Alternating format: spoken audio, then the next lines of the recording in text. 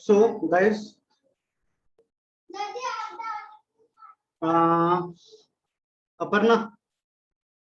am I audible? Aparna, I am making you co-host. I am leaving the meeting. My screen is flickering. I'll rejoin in 1 minute. All right. I'll be assigning it to you.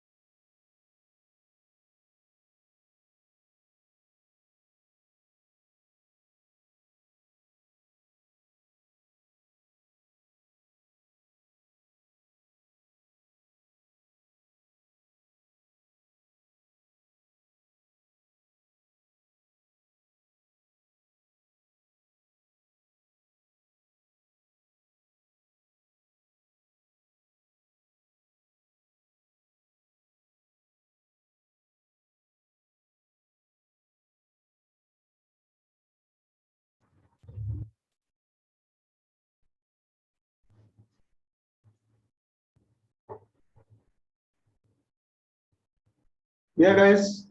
Good afternoon. So now it's good. Audible? Yes, sir. Chalo, good, shabash.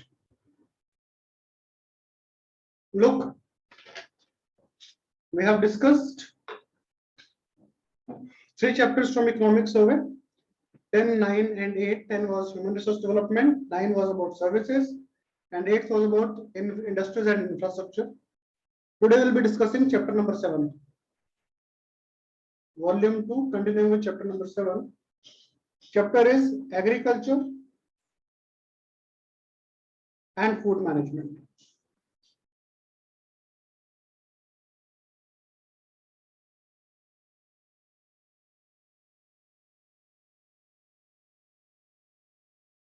So when I had not read this chapter from economic survey, I was expecting a lot from this, because every year's economic survey chapter is very this agriculture chapter is very important, and a lot of things are given in this. But this year hardly any new thing has come up. All right. So I was expecting that chapter will be continuing for longer period of time. It will be say of around 1.5 hours, but it did not happen. The chapter will go for at the max 40 to 45 minutes, because there's hardly anything new in this. All right, so let's start with the class.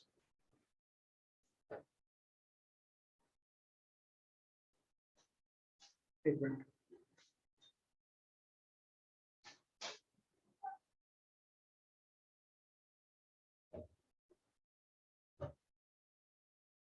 So now on agriculture, 55% 55% of the workforce depend upon agriculture.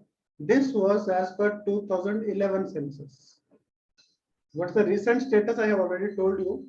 But as per 2011 census, 55% of workforce, it depends upon agriculture. And basically, when I say agriculture, it means agriculture and allied activities.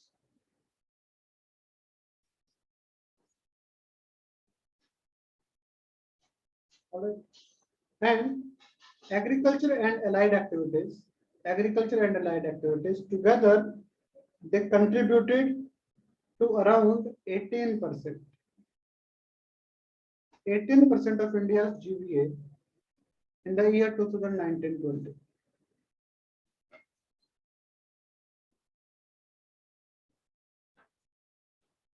And the growth rate of agriculture and allied activities, the growth rate, that is increase in GDP, the growth rate in agriculture and allied activities was 3.4% for the year 2021.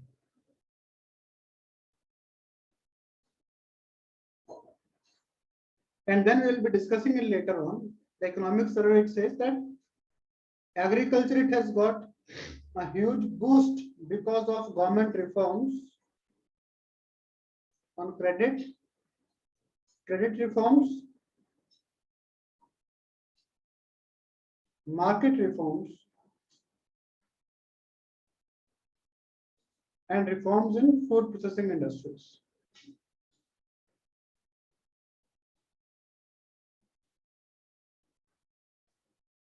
Now, then it says that under the Pradhan Mantri Garib Kalyan Yojana, benefits were provided to 81 crore beneficiaries. Look, we know Pradhan Mantri, we know National Food Security Act, right? This Pradhan Mantri Garib Kalyan Yojana, here also the food was given to migrants and all. The food was 5 kg per person per month. All right. Now let's continue. This was just the introduction. Let's continue first.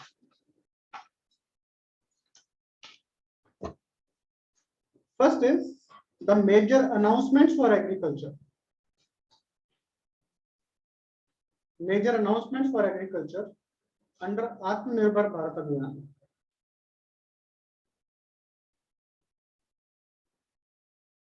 First is 1 lakh crore rupees were given for agriculture infrastructure fund.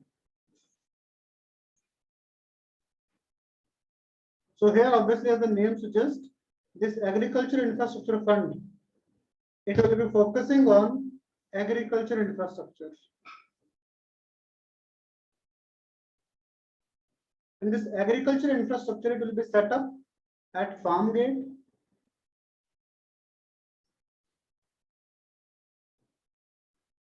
and at aggregation points.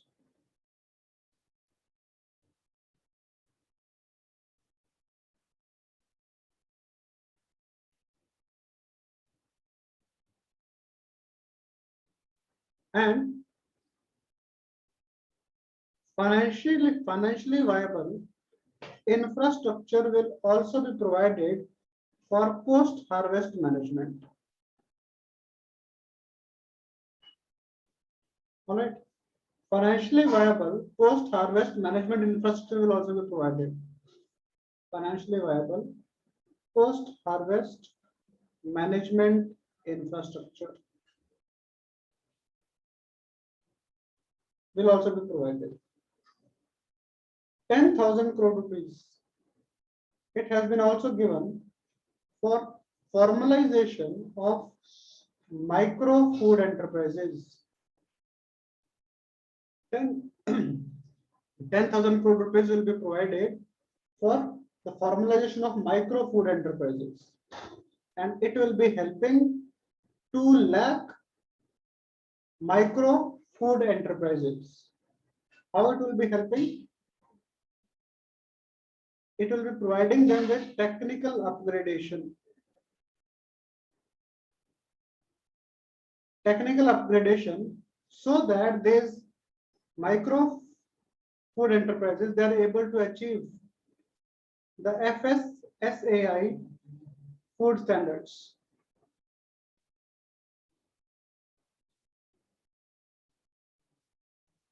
Also to help them in building their brand and support marketing.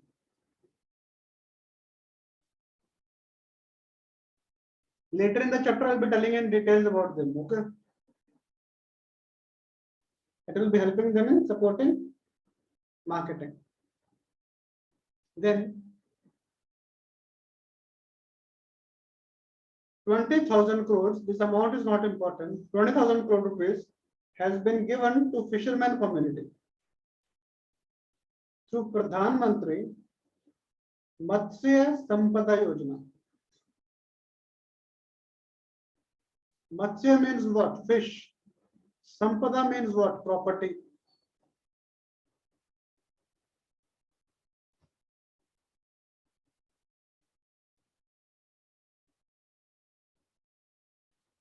So 20,000 crore rupees have been given to fishermen community through Pradhan Mantri Matsya Sampada Yojana. Here, the focus will be on integrated, inclusive, and sustainable development. Integrated, inclusive, and sustainable development of marine as well as inland fisheries. So it's focusing on both marine fishery as well as inland fisheries. How it will be doing it? It will be helping them in construction of infrastructure. So it will be focusing on infrastructure development. Which infrastructure development? Fishing harbors.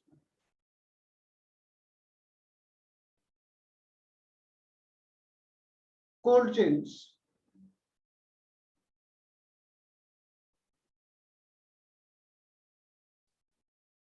Market linkages.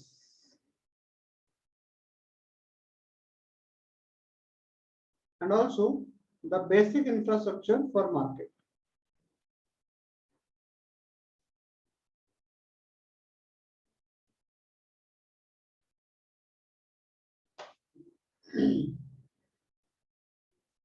Next is this National Animal Disease Control Program. National Animal Disease Control Program was started, and this program focuses on foot and mouth disease. It focuses on foot and mouth diseases of animals and also brucellosis.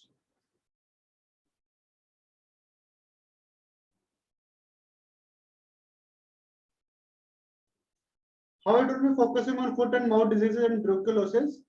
This scheme, that is National Animal Disease Control Program, it focuses on 100% vaccination of cattle.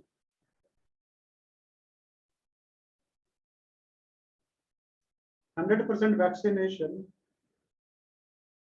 of cattle, buffalo, sheep, goat, and pig.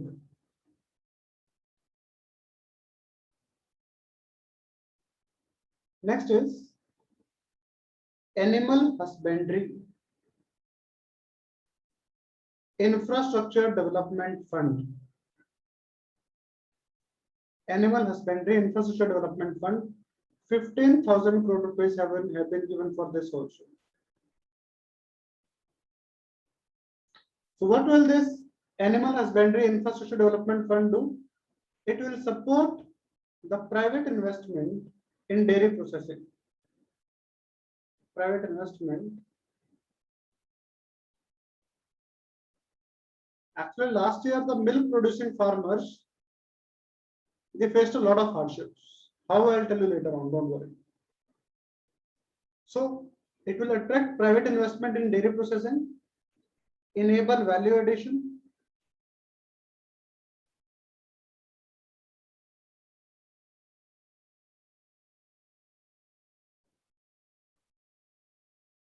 enable value addition, and also improved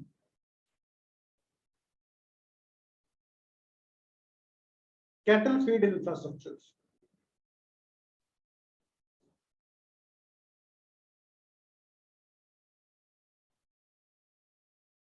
Improved cattle feed infrastructure. The next is, if you remember, there is a scheme called TOP.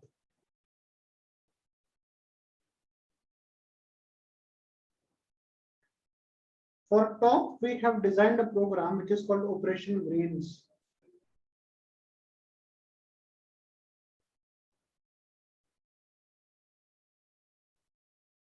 The way this procurement of food crops like pulses, cereals, core cereals, here in case of Operation Greens, there was procurement of tomatoes, onions, and potatoes by the government if their prices fell. Now this Operation Greens, it was run by the Ministry of Food Processing. And now Ministry of Food Processing, it has converted TOP into total.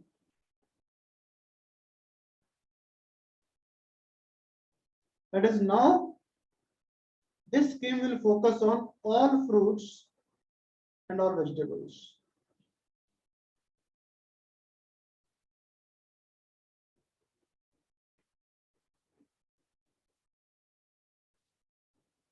Next slide is very important.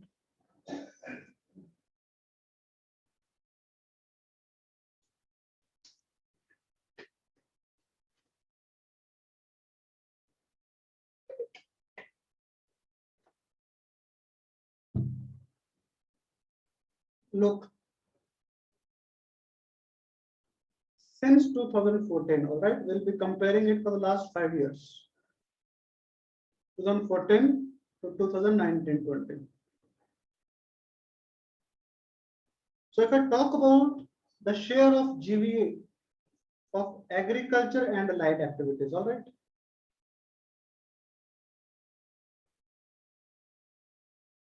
For agriculture and allied activities, they contributed 18.2% to GDP in 2014-15. And in 2019, that is contributing 17.8%.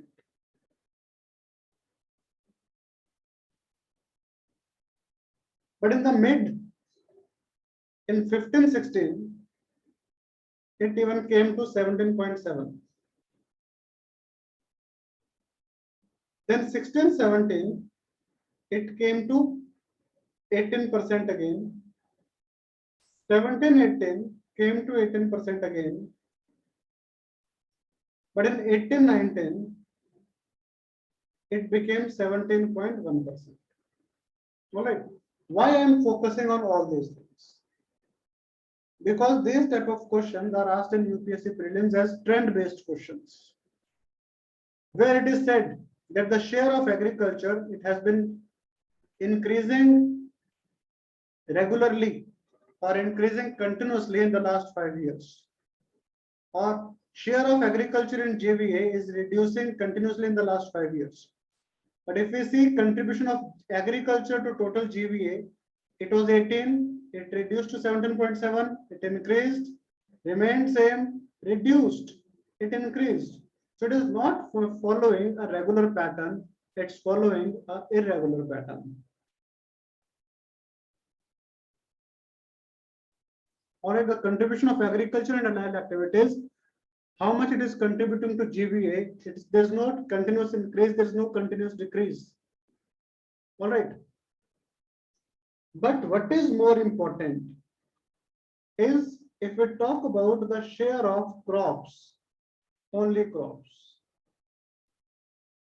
The share of crops here was 11.2%. And since then, it has been decreasing only. We do not have data of 1920. We'll talk from 1819 perspective. In 1819, it contributed 9.4%. So agriculture is not only about crops. You see this agriculture and allied activities, they are contributing 17% to GDP, but crops is contributing only 9%. It means half is being contributed by the crops. Livestock, the share of livestock, it was 4.4 here. It is increased to 5.1 here. So share of crops, it has been regularly going down. Mark the word, it is regularly going down. And share of livestock, it has been regularly going up. So here it was 4.4, 4.6, 4.8, 5.1. While here it was 11.2, 10.6, 10.6, 10.4. It has been regularly going down. If I talk about share of forestry, it was contributing 1.5%, but now it is contributing just 1.3%. It has also regularly gone down. 1.5, 1.5, 1.4. And if I talk about fishing and aquaculture, its share has been continuously increasing. It was 1%, and now it is contributing 1.2%.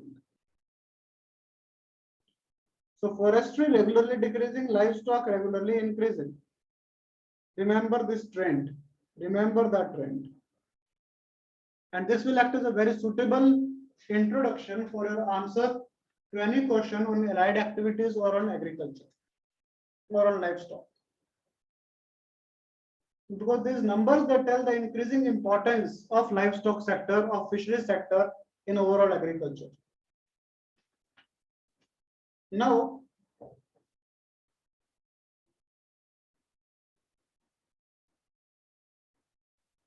if I talk about agriculture growth, here we were talking about the contribution of agriculture and allied activities to the overall GVA or GDP. But if I talk about agriculture growth rate, even that agriculture growth rate, it has also been fluctuating. And why it is fluctuating? Because agriculture growth, it depends on monsoon. So the year 14-15 was a year of agriculture drought. Hence, we got a agriculture growth rate of minus 0.2%. 15-16 was also a agriculture drought year. Here we got 0.6%. So obviously, the 16-17 year will have an impact of the base effect. The agriculture grew by 6.8%. In 17-18, it increased by 5.9%. 18-19 by 2.4%. And 19-20 just by 3.9%. So it is showing a fluctuating result. There's no regularly increase or regularly decrease. There's a fluctuation in that trend. All right. Then next is GCF in agriculture. Gross capital formation in agriculture. So if we talk about agriculture and allied activities both, in agriculture and allied activities, the GCF in the year 13-14, again, it is showing a fluctuating trend. In the year 13-14, it was contributing, the GCF was 17.7% of total GVA. All right, so this 17.7% is basically GCF as a proportion of GVA of agriculture. That is, it's showing the percentage of investment as the investment as a percentage of total GVA of agriculture. In 13-14, it was 17.7%. In 15-16, it actually was at a very low point, which was 14.7%. But since then, it has increased, and in 18-19, It has increased to 16.4% again. The GCF in agriculture has increased.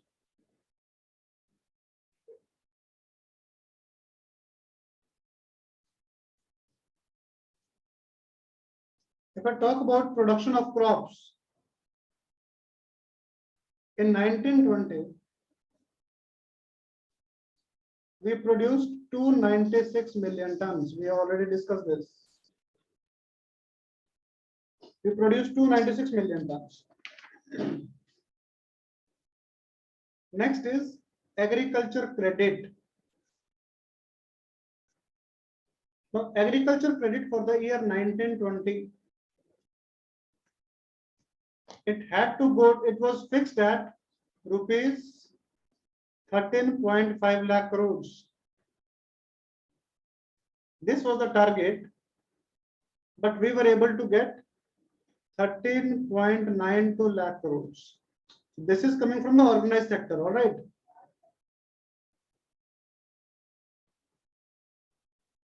And the Agriculture Infrastructure Fund,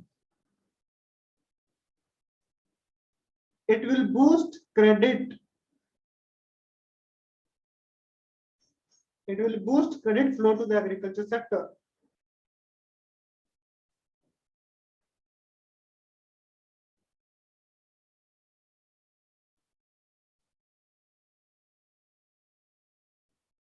So here in case of Agriculture Infrastructure Fund, medium to long-term debt will be provided.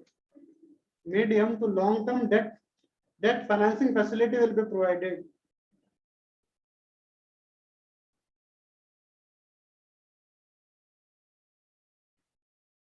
Credit will also be given to MSMEs, which are present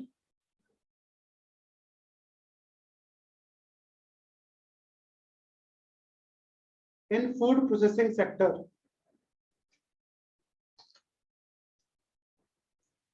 Look, this Agriculture Infrastructure Fund will be giving loan for agriculture infrastructure, right? But who will be getting the loans? The loans will be given to PACS.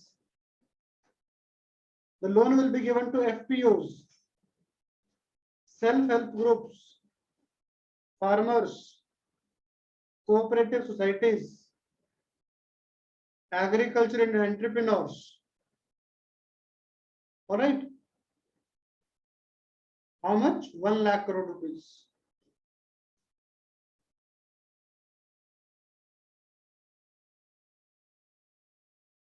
So basically this Agriculture Infrastructure Fund, this 1 lakh crore rupees will be given to all of them from the banks and from the NBFCs.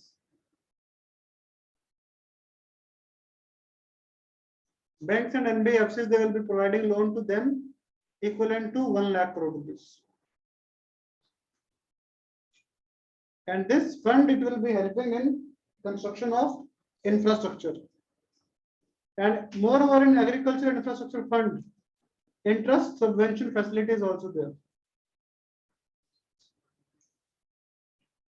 Interest subvention facility is also there.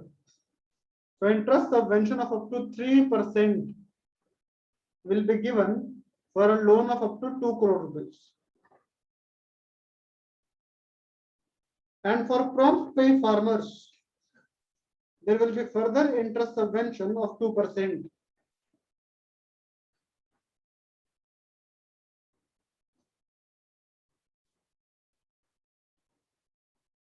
Now let's talk about the regional distribution of agriculture credit. Regional distribution of agriculture credit.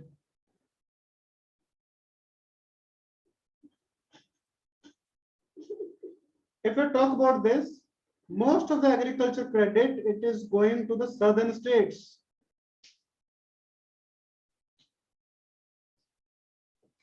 Most of it is going to the southern states, especially Tamil Nadu and Andhra. Tamil Nadu and Andhra Pradesh, they are getting the highest percentage of agriculture credit.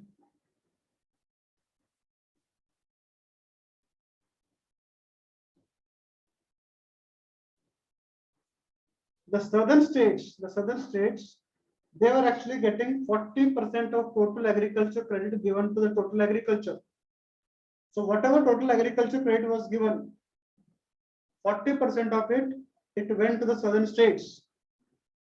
And the northeastern states, northeastern region, they got only 2% of the total agriculture credit. The reason for this is because in northeastern states, the cultivable area is less.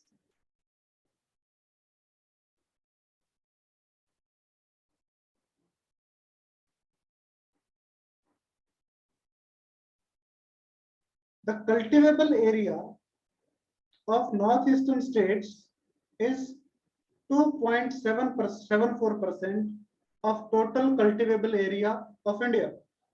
Hence, they are getting 2% of total agricultural rate of India. Southern states, they have more area, more agriculture cultivable area, hence they are getting more funds. Moreover, if I talk about Kisan Credit Card, under Kisan Credit Card, loan is given only to those farmers who are land owners.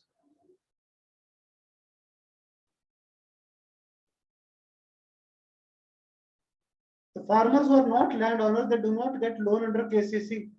And if I talk about northeastern region, there they still have community land ownership.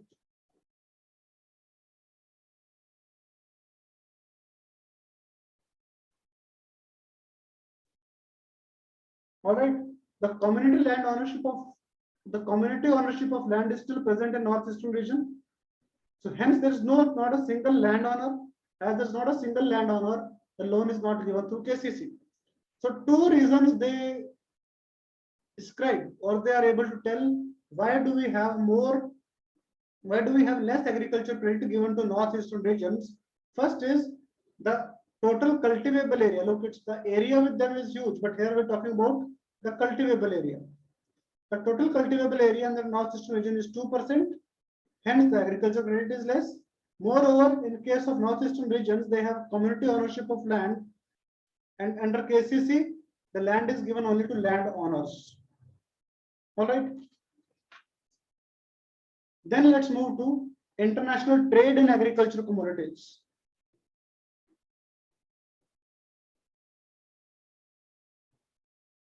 International trade in agricultural commodities.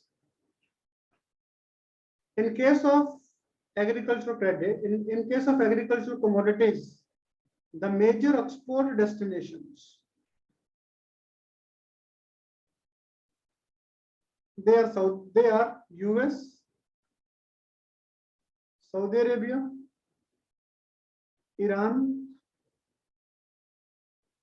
Nepal, and Bangladesh. So they are the top 5 export destinations regarding agricultural goods. And if I talk about the exporting products, the top agricultural exports, they are marine products. The topmost is marine products.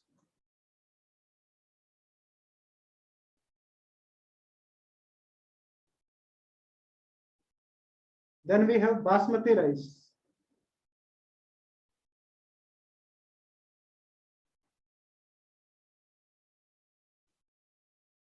Buffalo meat. Spices. Non-basmati rice. Cotton. Sugar. Castor oil and tea.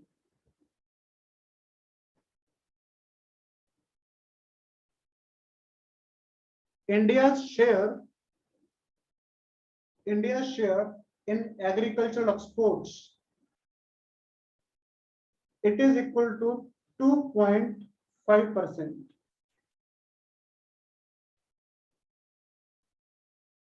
of the total world. Of the total world export, India's export contributes 2.5%. If I talk about the year 2019-20, we exported agricultural goods equivalent to rupees 2.5 lakh crore rupees. This was the export, and import was 1.5 lakh crore rupees.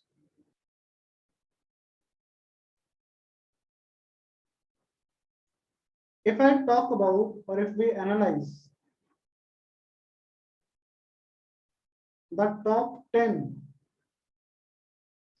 agricultural commodities in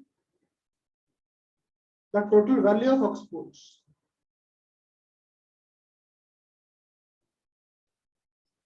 there has been a lot of changes. First thing is that the share of marine product in export value, the share of marine product in export value, it has remained the largest. The analysis is done of last 6 years. Rather, the value of marine product, it has increased from 14.5% in 15-16 to 19% in 19-20. The share of basmati rice, it has also increased. Other items which have also shown an increase are non-basmati rice, spices, and sugar.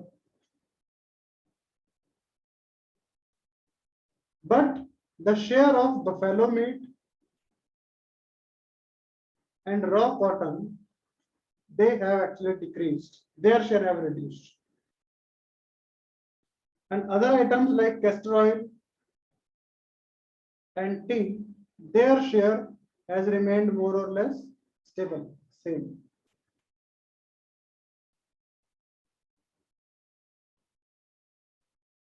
All right. Now, next topic is MSP. We have discussed MSP formula. That is, MSP should be given above. MSP should be given as 50% above as cost of production. But it is the controversy is which cost of production is being taken by the government. But anyways, economic survey is saying that government has given MSP, which is 1.5 times the cost of production.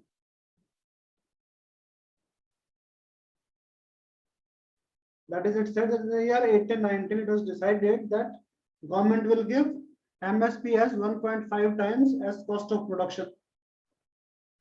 If I talk about Kharif crops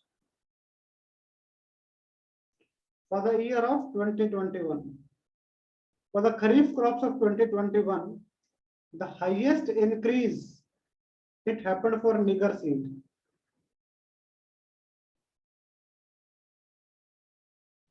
Then sesame, then urad, and then cotton.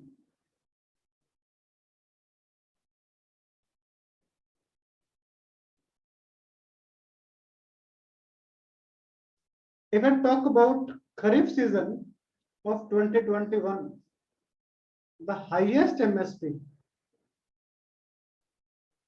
is for moong.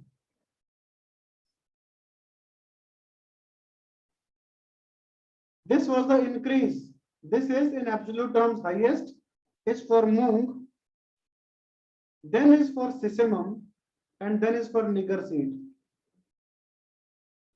For moong, the MSP being given by the government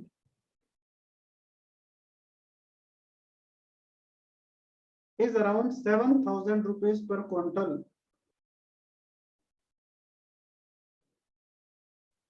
For arhar also, it is around 6,000 rupees per quintal. For urad also, around 6,000 rupees per quintal.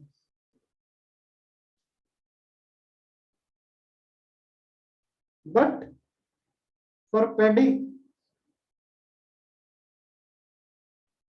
it is just 1900 rupees per quintal.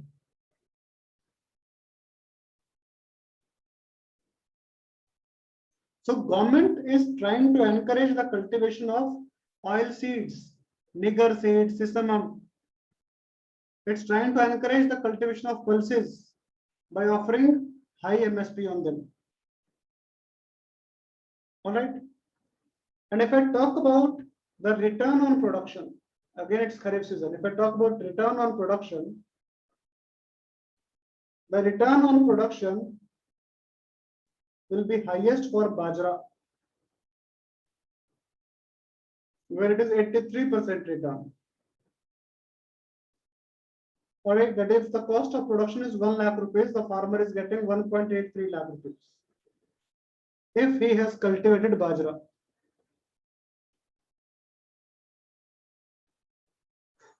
That was for rice. That was for Kharif.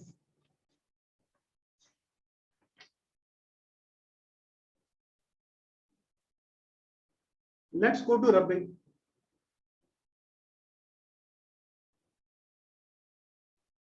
In case of Rabi, the highest increase is for lentils,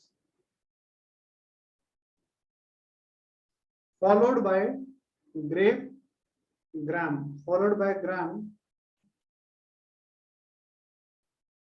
and mustard. This is about the increase. If I talk about returns, returns are maximum for wheat, 106%, followed by mustard, around 90%.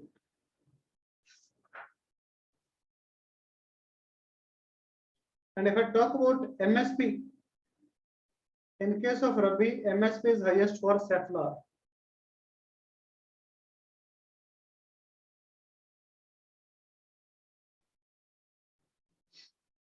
For wheat, it is just 2000 rupees per quintal.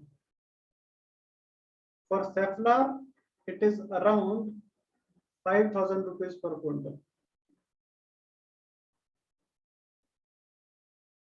For lentils also, the MSP is around 5000 rupees per quintal.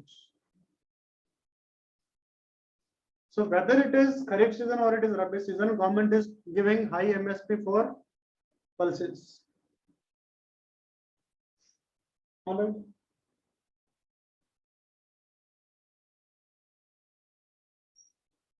Next is allied sectors.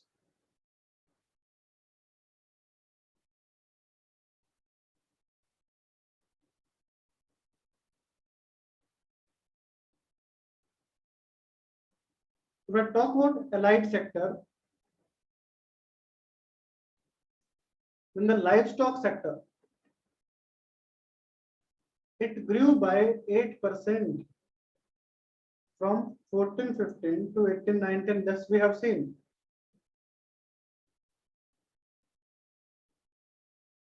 And the contribution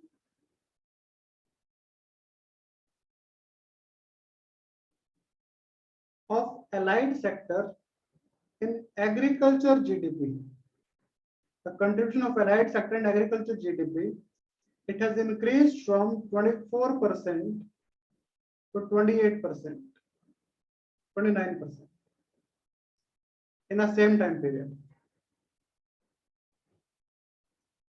If I talk about, because you see this, not allied sector, the livestock sector, not the whole allied sector, only the livestock. Because allied sector, it includes a lot of things we have discussed earlier. It includes fisheries, it includes forestry also, it includes livestock also. But if I talk about livestock, its contribution has increased from 24 to 29%, and livestock it is contributing 4.2% to total GDP of the country, the total GVA of the country in 18-19. You can say GVA or GDP, not a problem. In the year 18-19, livestock contributed 4.2% to total GVA and around 30% to agriculture GVA. In allied sector, if I talk about milk, India is the largest producer.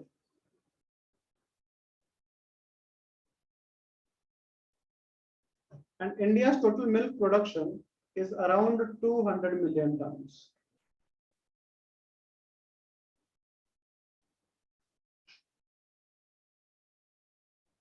In India's case, the per capita availability of milk is 407 grams per day. It was for the year 1920, but we will take it to the present. In the 1920, the per capita milk availability was 407 grams per day.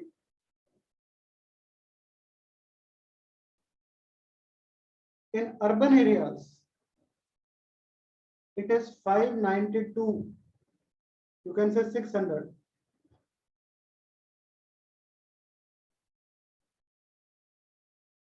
ml per day.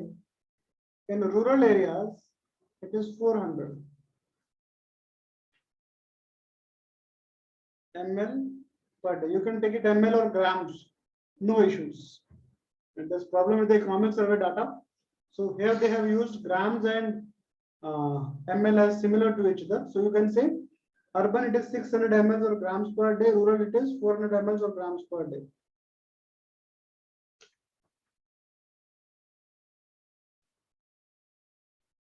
The highest per capita availability of milk is for Punjab, around 1.2 liters. Second is Haryana, 1.1 liters.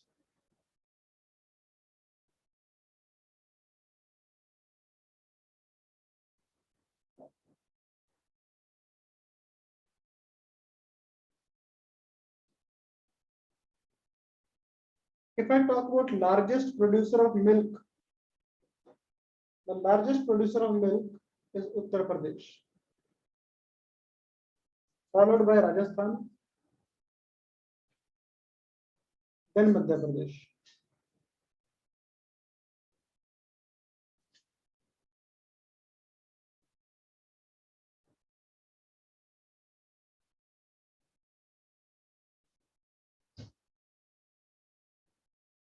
If I talk about eggs,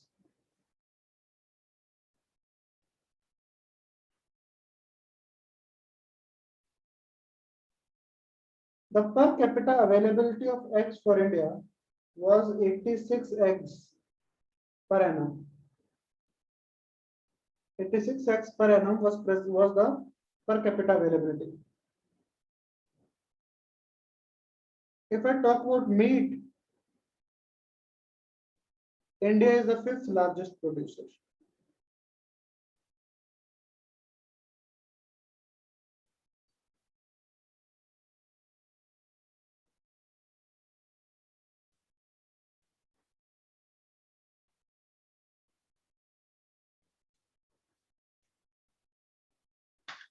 Now,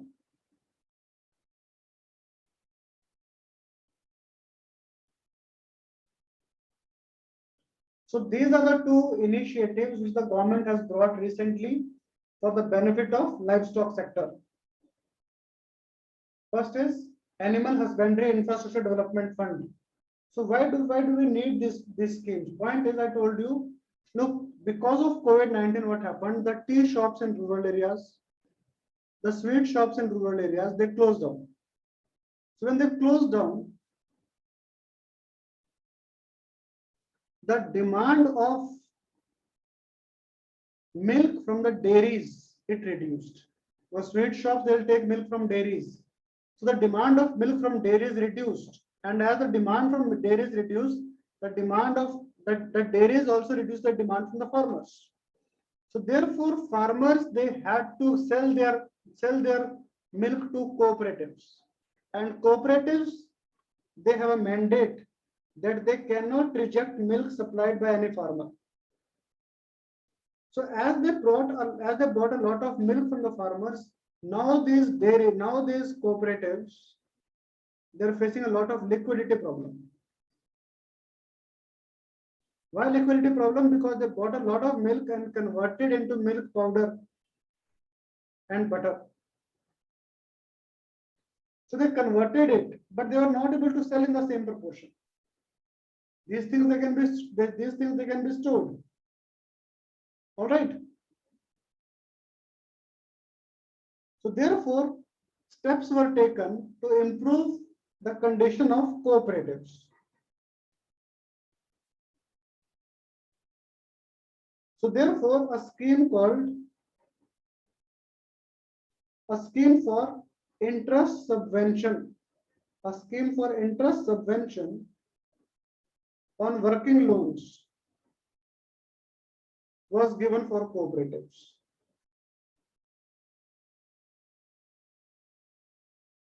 All right.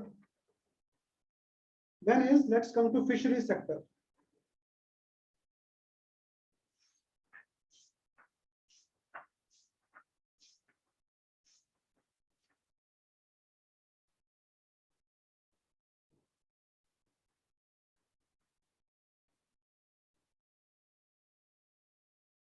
India is the second largest fish producing country in the world and accounts for around 8% of the global production.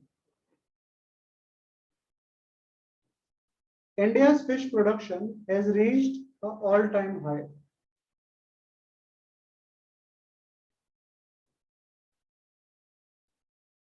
With production of around 14 million tons.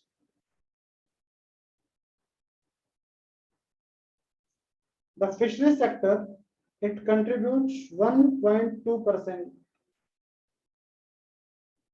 to total GVA of the country and contributes 7%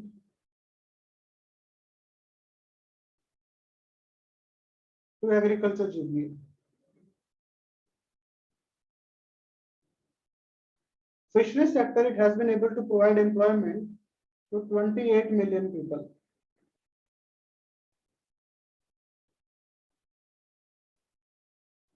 And government started a scheme,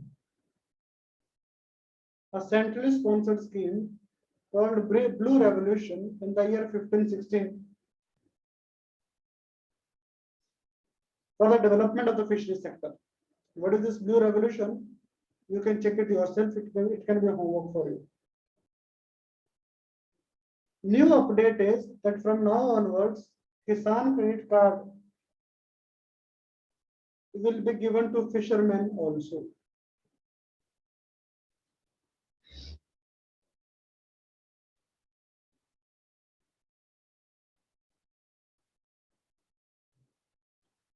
Earlier, I was telling you about the Pradhan Mantri Matsya Sampada Yojana, right?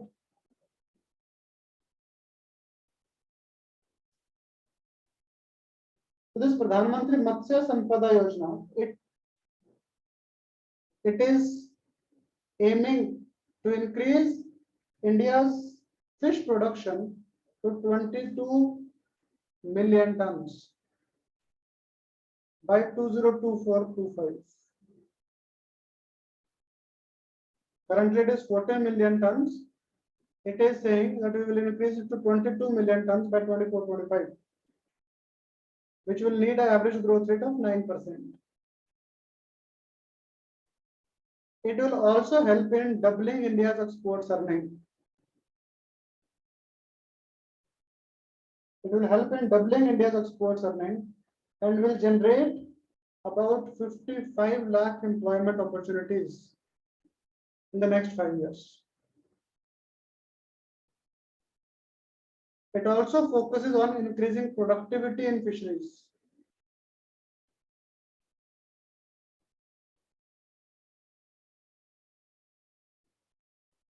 Increase domestic consumption of fisheries and increase investment in fisheries also, fishery sector. One thing which is very important is that under this scheme, insurance coverage is being given to fishing vehicles for the first time. Fishing vessels, they will be getting insurance coverage for the first time. Earlier, they were not getting.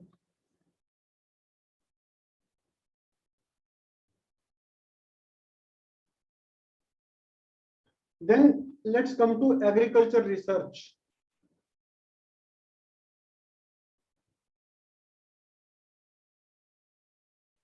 So ICAR is the premier institution in agriculture research. And ICAR, it brought 172 new varieties of crops and 75 new varieties of horticulture crops in the year 2020. Since 2014, ICAR has released a total of 1400 new varieties of field crops.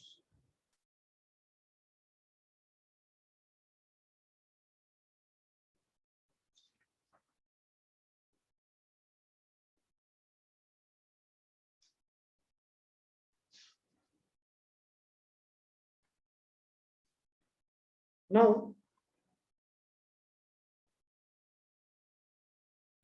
you would have heard that in North India, especially during Diwali time, there's a problem of smoke. During the winter, there's a problem of smoke. Why there's problem of smoke? Because the farmers of Punjab, Haryana, and UP, they burn stubble. Stubble burning of the stubble is what? The residue rice. The residue of the rice crop, it is called stubble. So, what has the government done for crop residue management? The topic is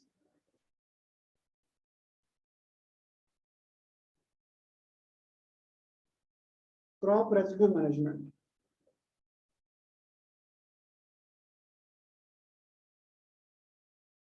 The government has taken 4 steps for that. First is distribution of around 1.5 lakh machines. Distribution of 1.5 lakh machines, which will be helping up in chopping of the residue. Then other is increasing awareness. Increasing awareness in the farmers about in situ crop residue management. Increasing awareness about in situ crop residue management.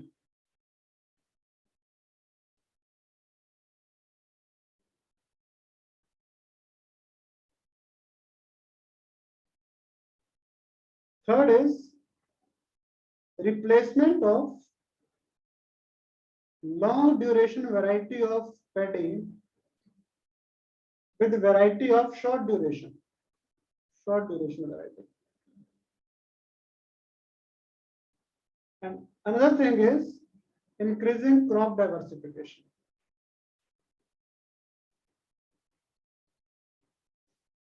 So these 4 steps have been taken by the government for crop residue management.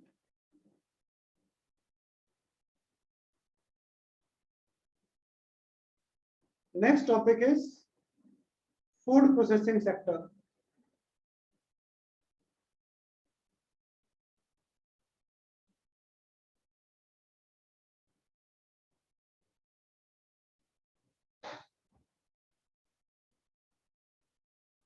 So in the last 5 years, food processing sector, it has been growing by 10% per annum, as compared to a growth of 3% in agriculture and growth of 8% in manufacturing sector.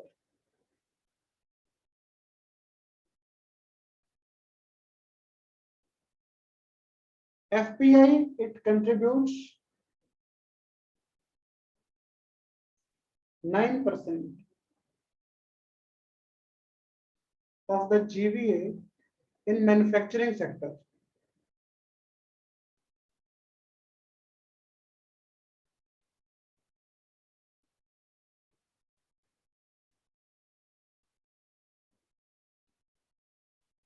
Then the government started a scheme called formalization of micro enterprises, that micro food enterprises, which I told you earlier. This is basically a central sponsored scheme. Outlay is 10,000 crores. tenure 5 years. It will be providing benefit to 2 lakh micro food enterprises. How? By providing them credit linked subsidy.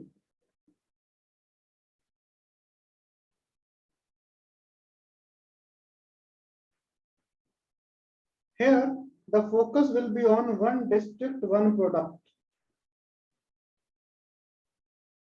All right. The government is encouraging to develop one product per district so that we are able to achieve the benefit of economies of scale.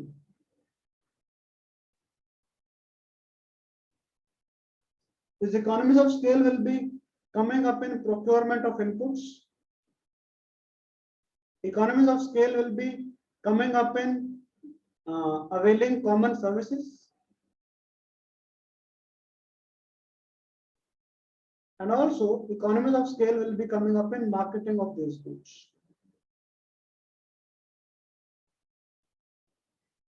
The states they need to identify. The states will be identifying which product will be there for which district. And the government will be providing support for common infrastructure,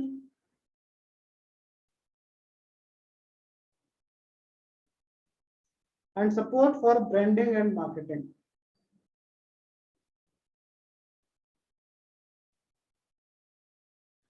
This scheme, it is also focusing on waste to wealth product.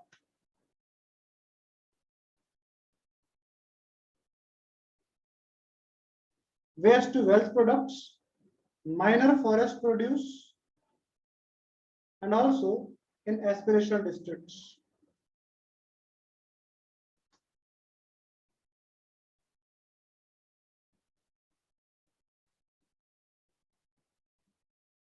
Then earlier other scheme I have already told you that like the scheme Ministry of Food Processing Industries has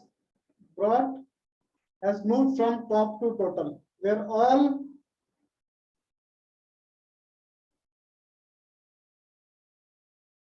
perishable items, not perishable items, notified. Total means to notified horticulture crops. Not all, but notified horticulture crops, they will be brought under this scheme. For them, there will be procurement by the government.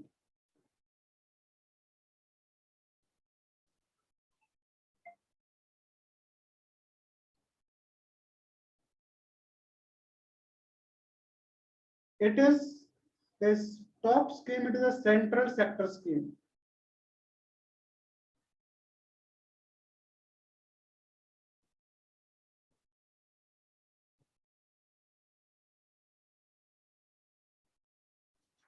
All right, so under this scheme, what will happen is, under this total scheme, what will happen is the government will be providing subsidy on cost of transportation.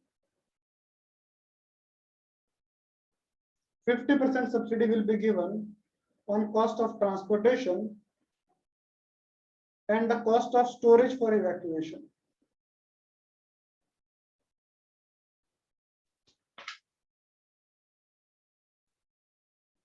Then other incentive for, I'm writing it here, all right.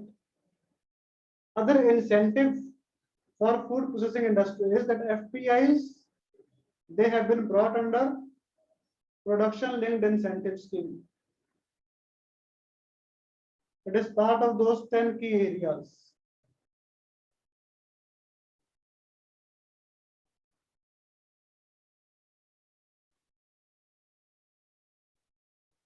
Then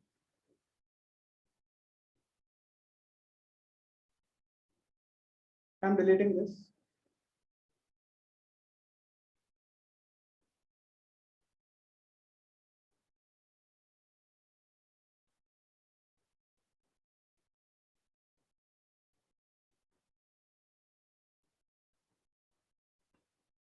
Right. So look, next is procurement of food grains.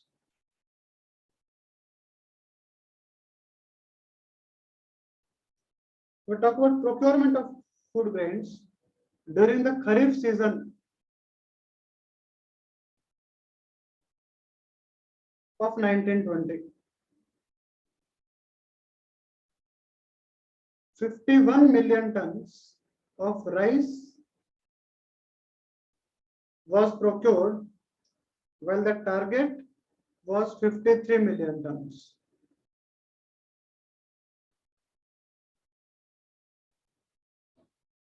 And in Rabi, 37 million tons of rice was procured.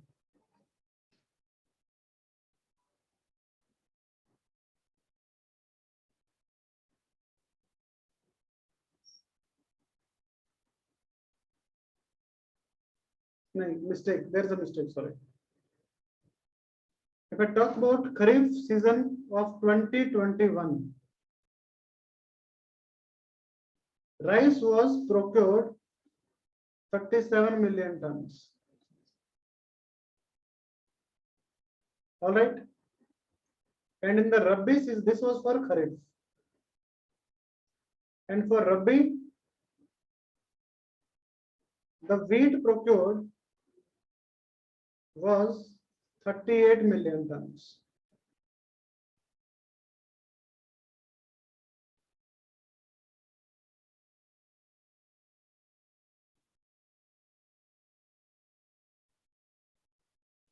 Or 38 million tons of wheat was procured. 61 and 37.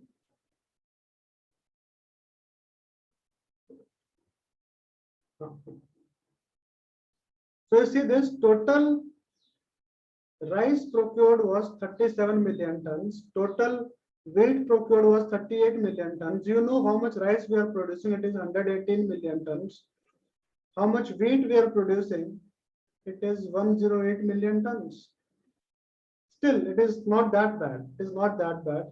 But if I talk about coarse cereals, the procurement was only 0.48 million tons.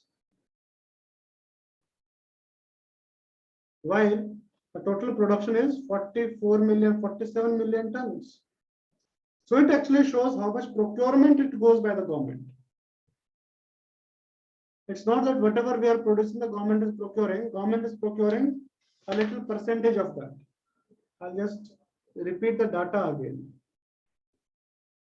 That during 1920,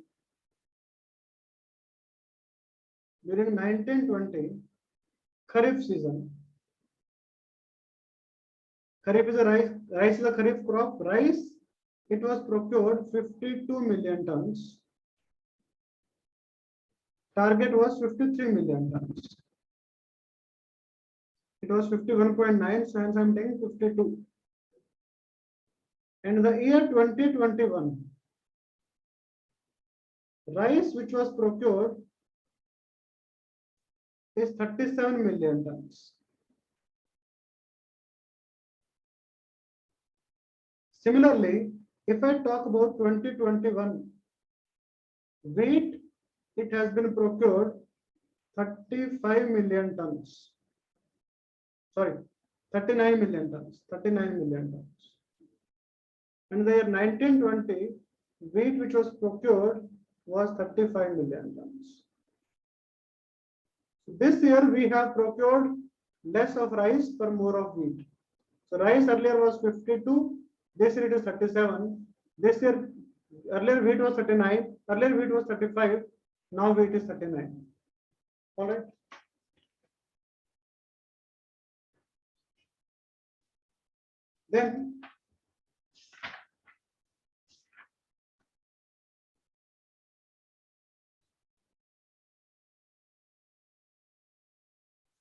Then regarding National Food Security Act, we have already discussed. All right. And this Pradhan Mantri Garib Kalyan Yojana, we have already discussed that under Pradhan Mantri Garib Kalyan Yojana, from the central pool, 5 kg per person were given. 5 kg per person per month was given to all beneficiaries which were targeted under TPDS. additional allocation was there. So whatever was being given through National Food Security Act, additional was given through this. And this Garib Kalyan Yojana continued till November 2020.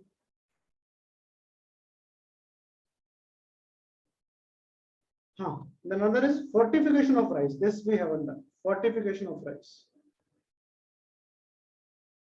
The fortification of rice is being done to counter the problem of anemia and micronutrient deficiency. This fortification of rice, it is a central sponsored schemes. Fortification of rice and its distribution under PDS, both together. Fortification of rice and its distribution under PDS, it's a centrally sponsored schemes. Duration 3 years, continuing from 19 to 22. Centrally sponsored है, so center contributes 90, northeast contributes 10, center contributes 75, other states contribute 25. This is for northeast, hilly states and island states. And this pilot scheme of fortification of rice and distribution, it is going on in 15 districts. And we are taking one district per state.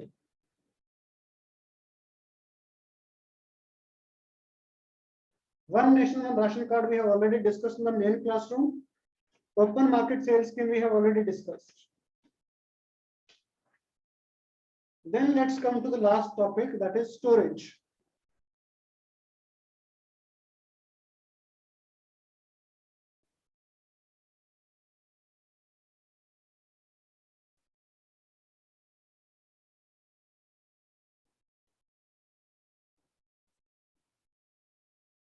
Look, the total storage with Food Corporation of India and the state agencies together is 81 million tons. Total storage is 81 million tons. In this 81 million tons, actually 82 will say it 82. In this 82 million tons, 67 million tons storage is through covered godowns, while 15 million tons storage, it is plinth and cover.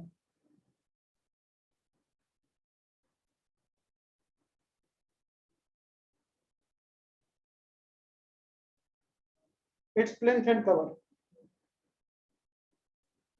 In the central pool of food grains, the stock of rice and wheat together is 53 million tons.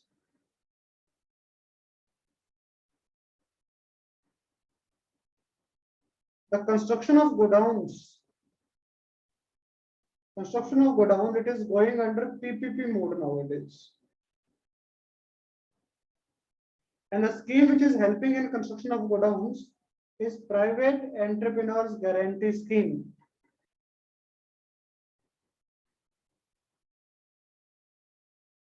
Along with this, so construction of godowns are being done through Private Entrepreneur Guarantee Scheme under PPP mode.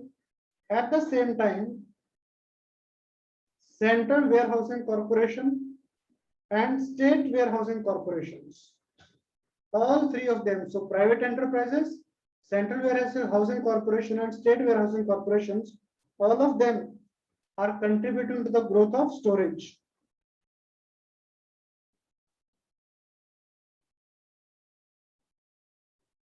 And the total which they have contributed is 14 million tons.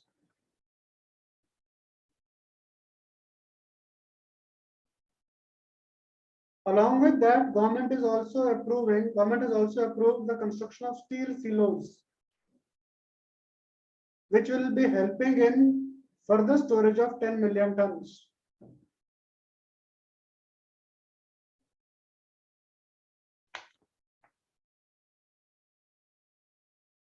Currently, the Central Warehousing Corporation, it is operating 423 warehouses. That's not that important. It's contributing 423 warehouses, which have a capacity of 11 million tons.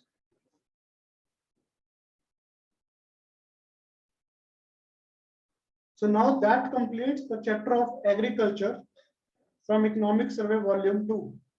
I hope you have learned a lot of new things, a lot of new data, and this new data will be helpful to you in prelims as well as in the mains introduction part.